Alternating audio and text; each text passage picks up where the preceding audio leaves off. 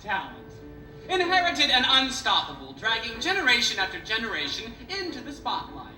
Meet Judy Denmark, who now, just 2 years and 2 Tony Awards later, is known only by the name her biological mother gave her, Ginger DelMarco.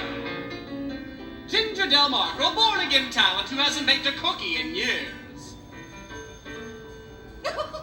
A star package bursting with lawyers, agents, hairdressers, and her devoted personal assistant, Eve. DelMarco ready. Eve, a clutching, clawing Broadway wannabe, clinging oh so desperately to the hem of success. I'm sorry, Miss DelMarco never comes to the phone. You'll have to wait till she calls you. Bye-bye.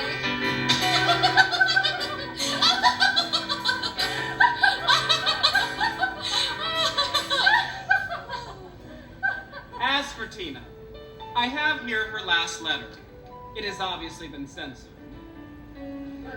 Dear Sylvia, I am writing to that, are, whenever, please, if possible, Tina. On the very morning of her release, I had the continental breakfast at Lindy's, then headed straight to Ginger's apartment. That's Penthouse Apartment. A view